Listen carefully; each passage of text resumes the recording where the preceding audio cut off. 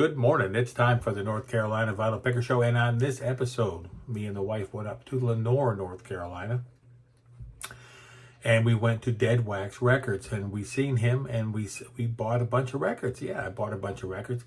And he's got a great selection of records up there. So if you're up in Lenore, North Carolina, you need to stop in and see him. He's got a great little shop up there. And we got some lunch up there at an Italian restaurant that was pretty good. I got a meatball sub and it was just average. But the wife got something and she loved it. So there you go. And then we went to the Corner Antique Mall in Hudson, North Carolina. And that's right on 321, I believe. And it's in Hudson, North Carolina. And it's a great little antique mall. Got some Christmas gifts for some people. And we also went in the back and I got some records. So there you go. I got a few records. They really reasonably priced the records, like $5 a piece, something like that.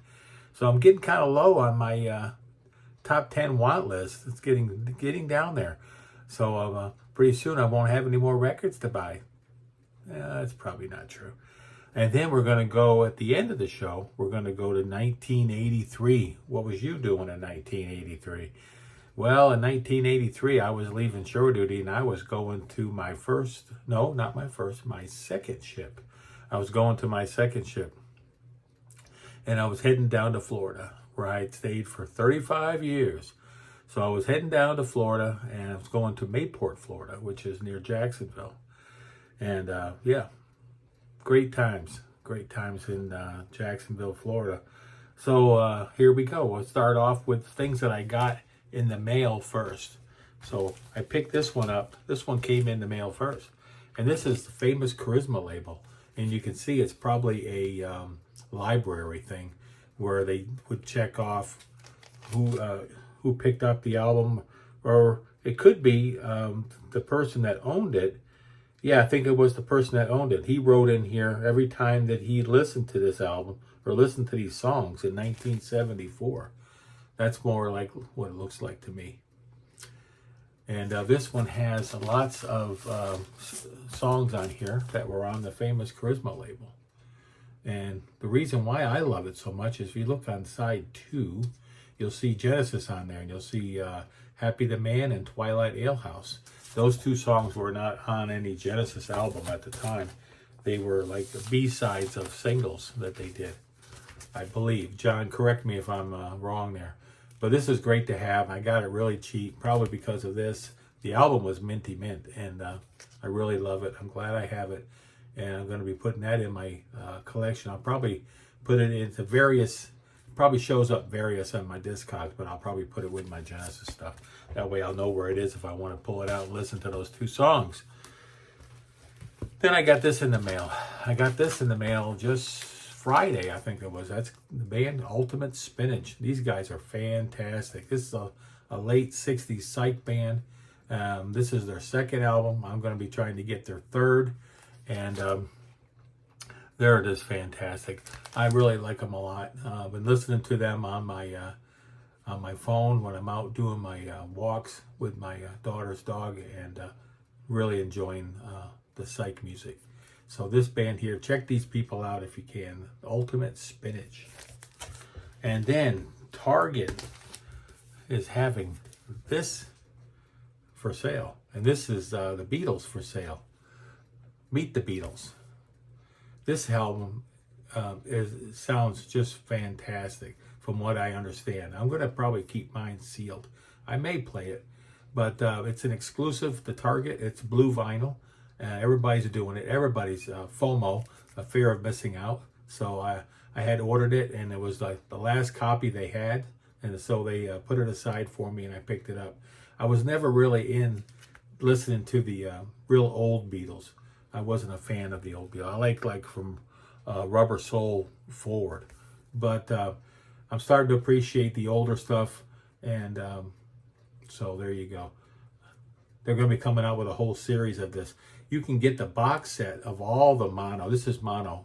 You can get the whole mono box set for like $250 or something. But I think they're going to put out like 2 a year for the next 4 years or something like that. And it's all the albums from 64, 65, 63, 64, 65, right in that wheelhouse. So there you go. Oh, Ringo's got a little too much glare on him. So there you go. And so this is really nice to have. I'm going to put this in with my Beatles collection. I'm going to keep my original Meet the Beatles album that I have over there. Well, maybe not an original, but it's pretty close to an original. So that's the couple things that I got in the mail and one thing from Target. So then we went up to Dead Wax Records. And while I was up there, I picked up The Crazy World of Arthur Brown. Yes, fire. Mm-hmm. You know the song. And the rest of the album is really good too. It's Psych. It's late 60s, and I absolutely love it. I love the Psych music. I do. I'm thinking about doing a show like on Saturday night, like the North Carolina Vinyl Picker Psych channel or Psych Records, or I'm going to come up with some crazy kind of name for it. But it's going to be prog and psych, and we'll play records for an hour maybe. I'll be back over here with my rig, and I'll play some records. If I don't get too many strikes on YouTube or they kick me off, I'll try to play obscure stuff on the prog side or on the psych side. So that way there, I'm not going to be playing any Beatles or anything like that, or any Stones or Don Henley or those. There's a lot of stuff you can't play on YouTube. You get kicked off. So yeah, and I found this one there for $5. I'm all in on Stephen Stills. I've always loved Stephen Stills. I like Manassas. I like Crosby, Stills, Nash and Young. And if I can pick these up for like $3 a piece, I'm going to get his whole discography. So this one here I never heard, so I'm going to give this one a listen. And apparently he was a horse rider. There's probably another name for that. I don't know. This one here was $3. And this is Adrien Belo. This sounds very much like 80s King Crimson. This was $3. And he did another one too. It's called Lone Rhino that I want to find. But I really enjoyed it. I only listened to side one at this time, but I want to give this one a listen. So there you go. And then we went to, there'll be some pictures. I'll do a flip video. I did a flip video, and I'll throw that in here, and some other pictures of the two places I went to, and also some other pictures of our trip, our time out this week, and pictures of my dog and stuff like that. And I was looking at last week, somebody made a comment on last week's show where they said, why are you showing a picture of a camel? And why are you showing a picture of your dog and stuff like that? Just lighten up, man. It's okay. It's okay. You know, it's life. You know, enjoy. It's not hurting nothing. I did show all those sealed records. A lot of them were sealed, the ones like the New Jersey collection. But I started off the video with a picture of a camel and stuff like that. That was a trip to a park that we went to in Florida with you drive through and the animals come up to the car and stuff like that. So enjoy the pictures of the wildlife. Okay, so Simon and Garfunkel. I found this one here. This is one I didn't have. This is the only one I didn't have. Sounds of Silence. And this is a mono copy. I believe it's mono. I think so. And this is, I mean, this timeless music. These guys were probably next to the Beatles, are Lennon and McCartney were probably the best duo singers in the 60s, I would say. Anybody else got anything to add to that? Grand Funk, Born to Die. This was the last album I did not have with Mark Forner. I love Grand Funk. I can remember listening to Grand Funk when I was probably in junior high. I had Grand Funk Live and just rocking out with headphones. I remember being on my bed and listening to Grand Funk, and my mom walking in my bedroom there in New Jersey, and I was just jamming. I had my headphones on. I was listening to Grand Funk Live. So there you go. Paranoid, Mean Mistreater, and all that stuff, all that great stuff. This is their later stuff. This is their last album, I think, that they did. And they did a couple after Forner left, but if I find those for $1, I'll probably throw them in my collection, but I'm not looking for them. So this is, I haven't heard this album either, so I'm going to give this one a listen. This guy here made it big in Fleetwood Mac. Of course, that's Lindsey Buckingham. This is his first solo album. And this is had the big song on here, Trouble. And I think that was from a soundtrack to a movie with Chevy Chase, if I'm not mistaken. So, yeah, Lindsey Buckingham. $3. I'm all in on Lindsey. I always liked Lindsey Buckingham. I like the album after this one. I used to have on, well, I think it was CD or it was on a cassette or something. I used to listen to it all the time. Stephen Stills, another Stephen Stills album, $3. Haven't heard this one yet, so I'm looking forward to hearing this one. What a guitar player. What a singer. Crosby, Stills, Nash and Young. Daylight Again. This one had a couple of big hits on it, and I'm looking forward to hearing. These were all $3 a piece. Stephen Stills, Manassas. I was just talking about this. I used to have this album back in the day. I remember being in my collection. It's a double album. It has Chris Hillman on here. Just a great song and some great tunes on here. And I'm looking forward to giving this another listen. I haven't heard this album probably 40 years. So this one here is going to be a treat. I'm looking forward to listening to this one. This was $5, I think, because it's a double album. And this one here is Xanadu. And this was, I bought it because I'm all in on Olivia Newton-John. I've always liked Olivia Newton-John. I think my friend John there in New Jersey, again, he turned me on to Olivia Newton-John. And ELO, I love ELO. And one side of this is ELO, one side is Olivia. And I think this movie bombed, if I'm not mistaken. So, moving right along, 11 minutes in. We're going to do 1983. Everybody ready to go? You got your drink? You got your seat? You ready to go? Okay, hang on. I got a couple albums here that are didn't make the top 10, so to speak. Let me get adjusted here. Let me get a sip. Something to drink. These were outside of my top 10. So I got Mike Oldfield, Crises, great album. First side is the song Taurus, I believe, and this is the an EP from this album, a 12-inch Moonlight Shadow. This is a great album, but didn't make the top 10. 1983, boys and girls, 1983. How old were you in 83? What was you listening to in 1983? Well, this is what the North Carolina Vinyl Picker Big Chief was listening to in 83 right here. This album here, you're probably not going to recognize. And I'm not even sure I was listening to it in 83. It might have been a little bit later. And I think this is another band that my friend John turned me on to, or another person, Mark Isham. And he was in a band called Group 87, which was an 80s band. And he turned me on to that as well. But I remember listening to that out in front of his house. He put a new Blaupunk stereo in my car, and I was going from there back to my house, which is, I don't know, 5 miles, maybe 7 miles back to my parents' house. And I remember playing Group 87, that album, their first album. They made a second album, Career in Data Processing, but it wasn't as good as their first one. But this guy here was in that band. If anybody out there remembers that band, write a comment down below.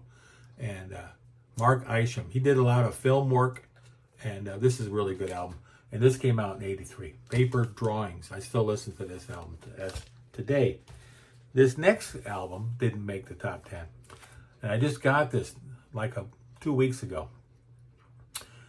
I never listened to this back then, but this is Paul Simon, Hearts and Bones, and someone told me this album flopped. This album is fantastic.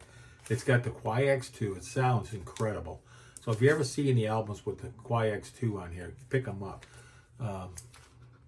Donald Fagen's album, I'm looking for that one on the Quai-X2, but it's pricey. It's like $60 or something crazy like that. So give this one a listen. Hearts and Bones. It's a really great album. Did not make the top 10. Now we're getting to the top 10. So here we go. This is number 10. And I used to have this on cassette. I wore this cassette out. I used to listen to this all the time in my car back in the day when we had cassettes. And this was, 83? So I don't even think CDs were out then. We were getting close. The Present. This is the Moody Blues. And I had this actual picture that I found in an antique store when I was stationed in Pascagoula, Mississippi. I was in an antique store and I had a little small picture of this. It's some famous artist that did this painting. I forget his name, but I done sold that picture now. I don't have it anymore, but I wish I still had it. It was really cool. It was small. It was really small. And so it's The Present. And then the 12-inch single from this was Sitting at the Wheel. So there you go. This is coming in at number 10, the Moody Blues. All in the Moody Blues. I think I've seen the Moody Blues almost more than any other band I've ever seen in my life. Maybe except for Yes and Genesis. I think the Moody Blues come in third or something. I should do a ranking of how many times I've seen these bands. That's a good show right there. That's another show. Coming in at number 9, another album that my friend John turned me on to, James Newton Howard. And this coming in at number 9. I love this album. I still listen to this today. It's on the Sheffield Labs, which is just an incredible direct-to-disc. So they were in the studio, and it went right to the lacquer, and went right, and they pressed the record. There was no tape or nothing like that. Sheffield Records, if you ever see any records with that label on there, you need to pick them up. And I think I have an extra copy of this. I think it's in my store. If you want to go to my store, there'll be a link down below. You go to Discogs and you go to North Carolina Vinyl Picker. You go to Big Chief Vinyl 57. And I'm there, and you can click on there. Or you can go to eBay. And I have a whole bunch of stuff on eBay. I've been selling all my CDs. I've been putting in about, I don't know, maybe 100 a week. I've been selling them like hotcakes. They say CDs is the next big thing. They're coming back. So that's what I've been told. Probably because they're cheap and vinyl sales they're down. So there you go. Sheffield Labs, James Newton Howard and Friends. And there's people on here from the band Toto. Jeff Pecoro's on here. There's some other people that are on here. Pick this up. Don't sleep on this album. If you ever see this album, pick it up. You can get it cheap. Pick it up and listen to it. You'll love it. It's jazz. It's jazzy. Coming in at number 8, All In on Pat Metheny. This is Travels. This is his live album. This is a fantastic album, and it's got a double album. You can pick them up. Pat Metheny records are not that expensive. Some of the early ones are though, but in this era, this ECM and stuff, you can pick the ECM records up fairly inexpensive. And this is coming in at number 8. And if you love Pat Metheny, you need to have this in your collection. This is number 8. This next one, number 7. I used to have this one on cassette. And I remember cruising around Norfolk and stuff, and back in '83, before I headed to Florida, and I used to listen to this all the time. The Police, Synchronicity. This was their Police's final record, and if you look this up into the light, you can see it's translucent. So it's kind of a neat how this one here is. It's kind of like sideways. That's how they made it. And this is a great album. I was all in on this album. I don't really care. I like Ghost in the Machine. It's okay. But there are other albums, the earlier albums, I never was much into those. That reggae sound wasn't really my bag. This next one's a really good. We're almost halfway. This one here is coming in at number 6. Yeah, I got a list now. I'm not going to screw up. This one here is John and Vangelis. Now we're getting to the end of the John and Vangelis albums. And this one here is called Private Collection. This is a great album. Came out in '83. It's number 6. And I've heard it, and I've heard it, and I've heard it again. And I love this album. And I love John's voice. It's just incredible. And Vangelis, his playing is just top notch. So yeah, this one here is number 6. And John, you're going to let me know how I did on my top 10 today. Coming in at number 5. We're halfway there. This album here, I still listen to it today. It sounds a little dated. It's got that 80s sound. But this one here is Eddie Jobson. Eddie Jobson, of course, was with Roxy. He was with UK. He was with Curved Air. He was with a lot of those 70s bands. He was transitioning into the 80s, but a lot of them were. And this one here is the Green album. And it has Gary Green on it from Gentle Giant. And this one here, it's actually called, I think his band was called Zinc. Yeah, Eddie Jobson. This is a great album. It does sound a little dated, but it's really good. Put this one on your stereo and crank it up. This one here, really, it's a really good one. Coming in at number 4, boys and girls, number 4. This is the tour I seen this show. I think it was either New Haven or Hartford or somewhere. I seen this show, and I remember them passing Gabriel off to the left, and they had him above, and he would just fall backwards into the audience, and everybody would just pass them around and stuff like that. They probably wouldn't do that nowadays. Peter Gabriel Plays Live, number 4, coming in at number 4. Great double album, just incredible.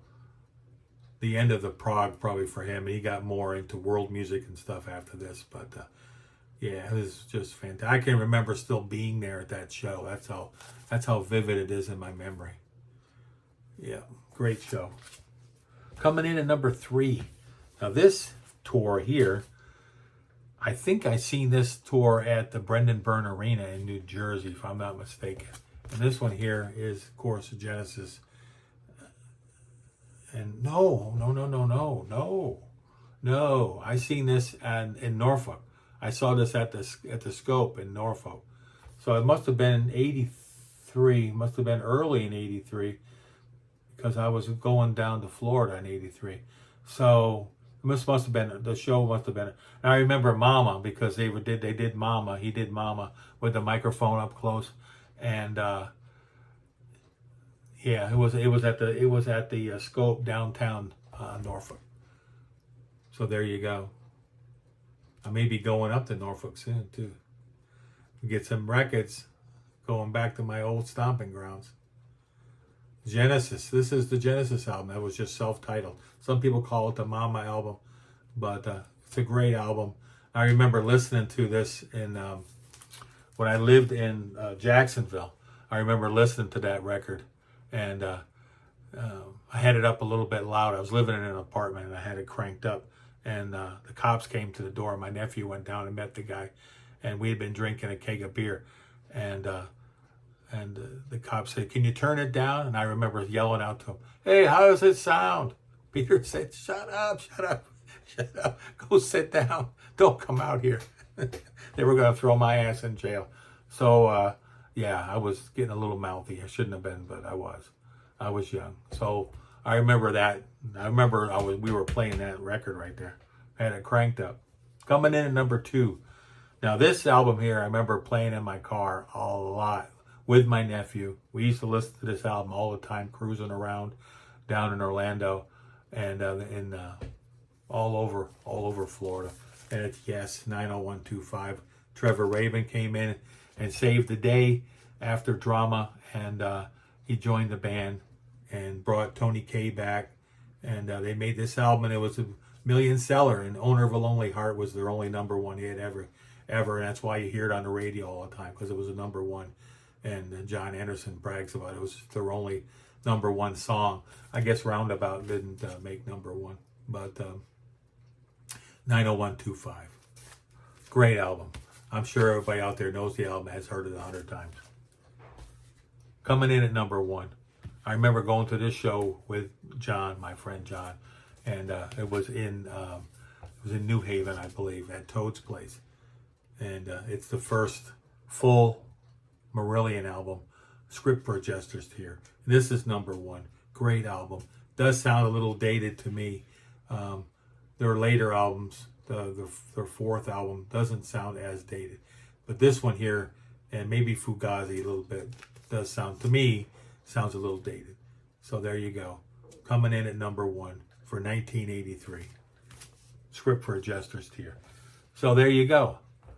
That's my top 10 from 1983. Stay tuned next Sunday for 1984. I'll be showing you a bunch of stuff I picked up this week. If I end up getting out there and finding some stuff.